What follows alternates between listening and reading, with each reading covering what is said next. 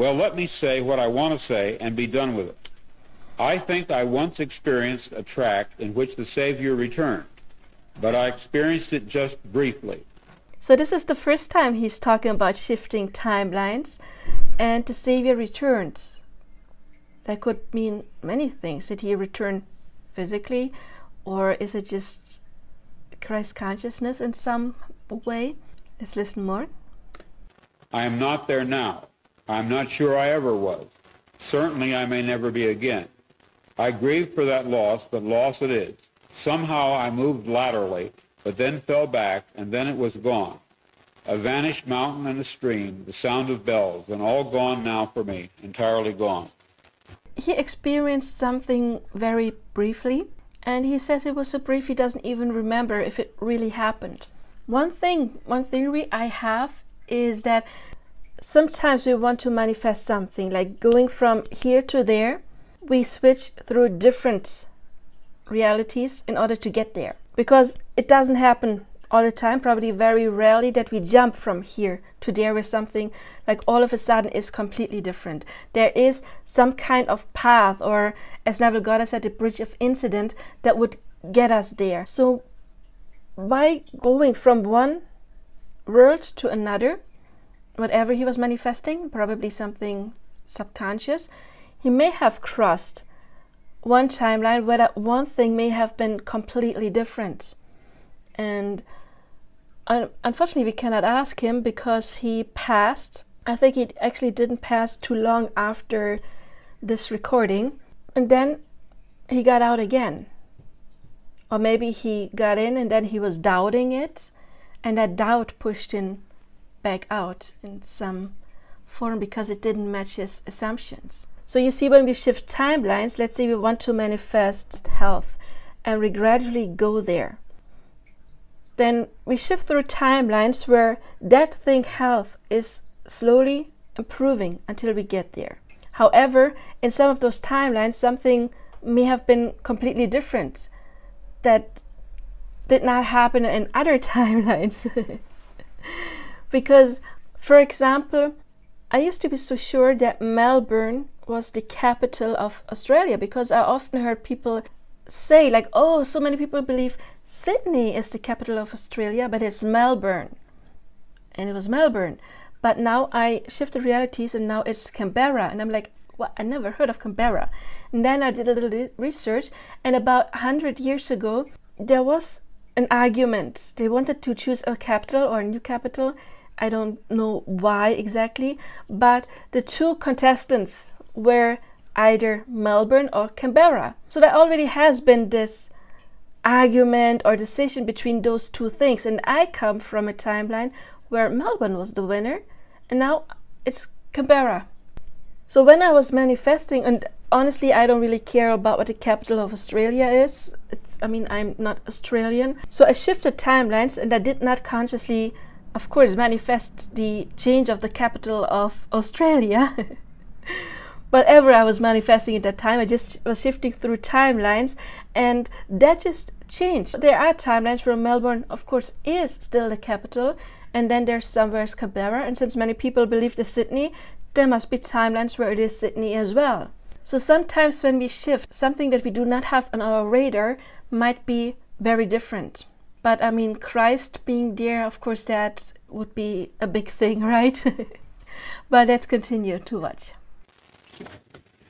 I, in my stories and novels, often write about counterfeit worlds, semi-real worlds, as well as deranged private worlds, inhabited often by just one person, while meantime the other characters either remain in their own worlds throughout or are somehow drawn into one of the peculiar ones. Well, now it's getting interesting, right? So we do have this famous author. I think one of his most famous books is called Blade Runners. I mean, that I believe is a movie as well. And The Man in the High Castle. I haven't read anything by his yet, but it's definitely on my to-do list now. But so we do have this author who has put a lot of attention into writing novels, right? Where exactly that thing happens. You like shifting to an alternate universe. And we know that everything we put our focus on eventually will manifest. So the thing that we saw earlier about him shifting to a reality where Christ was still there may have been it definitely was a manifestation. And as I said earlier, some things change because we shift through timelines and set our intention.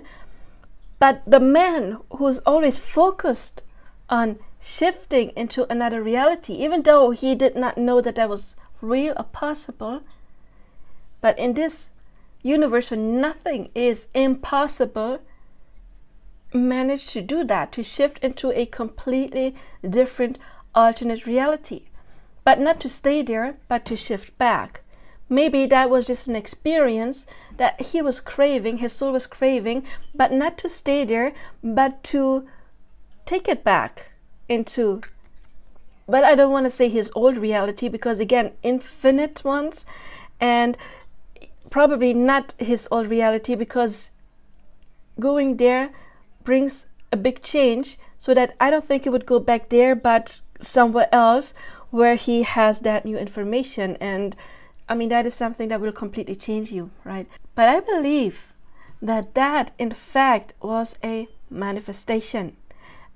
Part of his soul wanted to make the experience, a drastic experience, of shifting back. I mean, manifesting is so extremely powerful.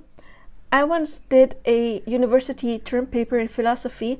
It was about wonders and about what science says about wonders. Like, one definition of a wonder is something that can only happen once. Another definition was something that cannot be explained or should be impossible.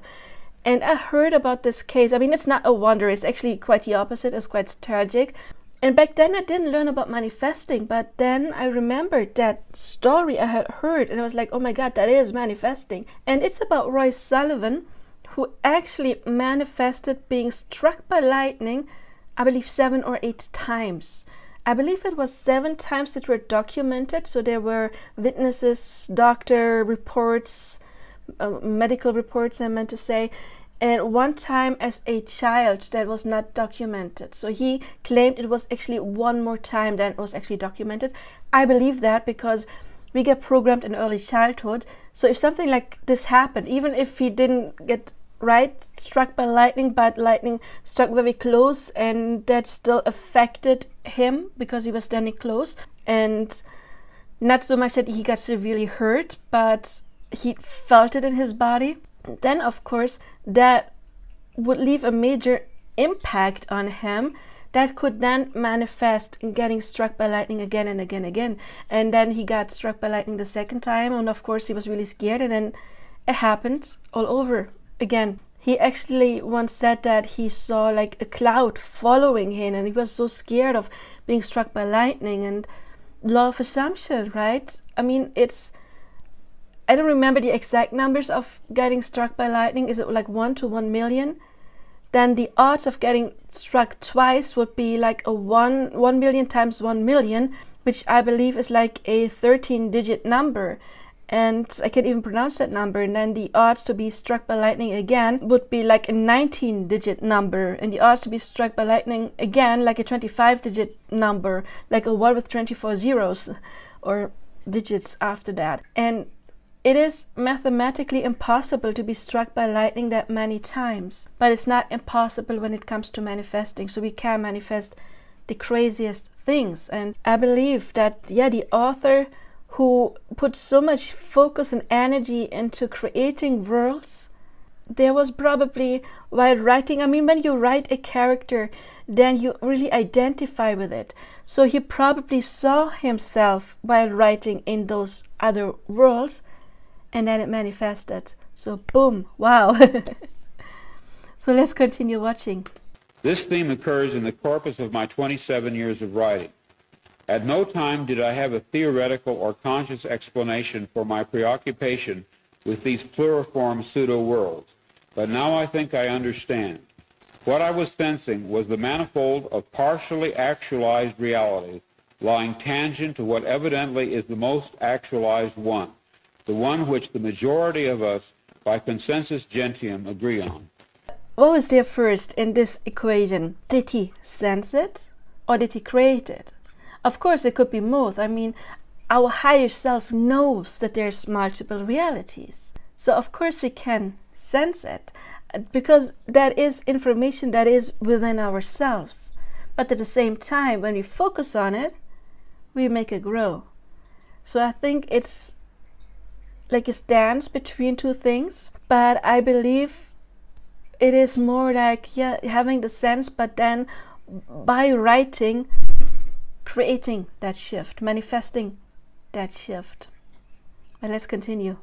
Although originally I presumed that the differences between these worlds was caused entirely by the subjectivity of the various human viewpoints, it did not take me long to open the question as to whether it might not be more than that in fact plural realities did exist superimposed onto one another like so many film transparencies. What I still do not grasp, however, is how one reality out of the many becomes actualized in contradistinction to the others. Well, I don't think that one is actualized over others. I think they, again, all already exist simultaneously, and our soul shows which one to incarnate in.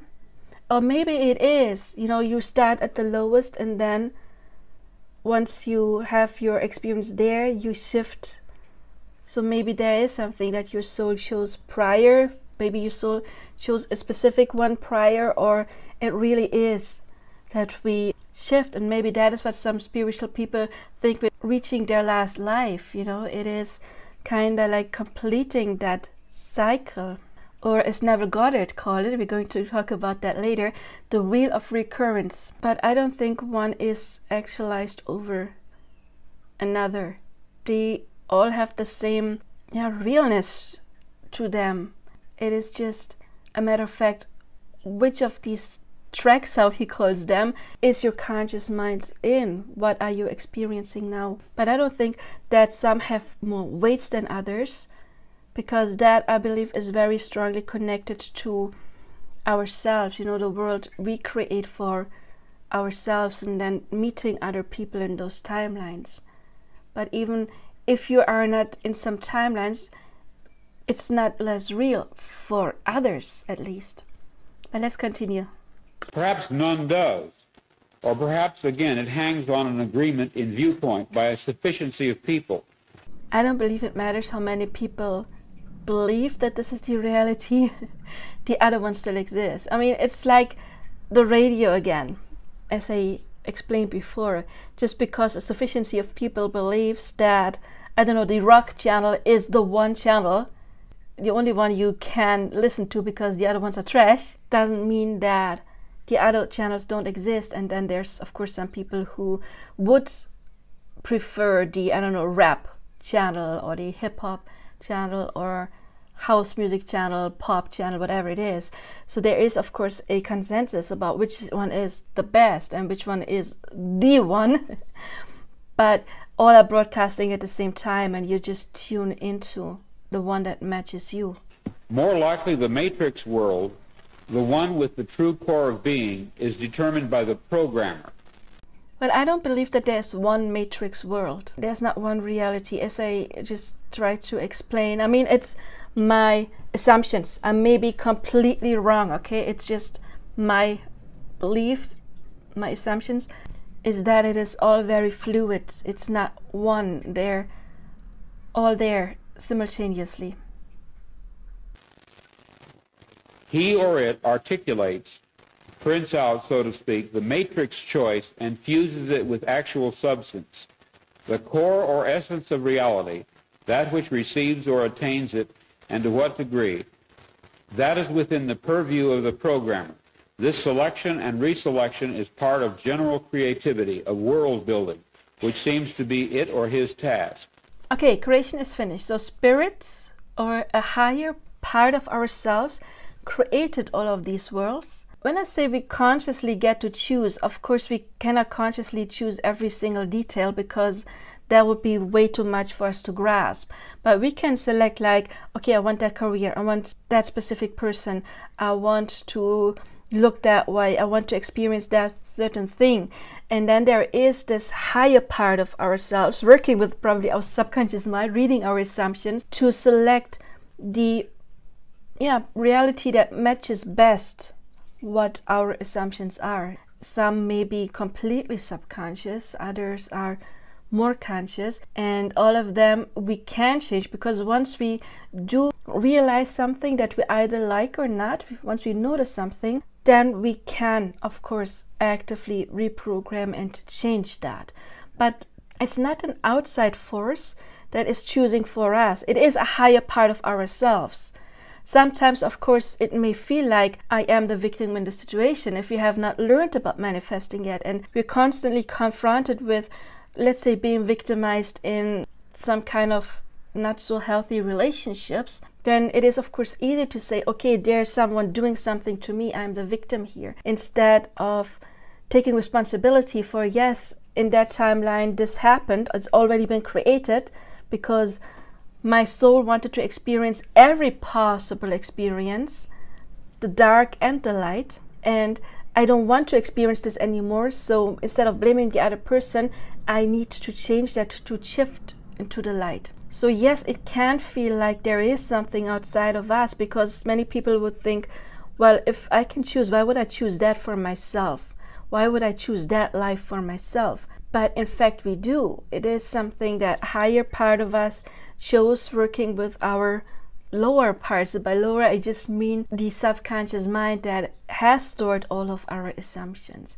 But it is still part of us, and it is still on us to actively reprogram that in order to let our higher part that knows what's best for us and that knows what we want and that knows every single tiny assumption within us to shift. But it is still always us. There is nothing existing outside of us. As Neville Goddard said, everyone is you pushed out, and also everything is you pushed out. Every experience, everything that comes into your life or into your vicinity in some kind of way.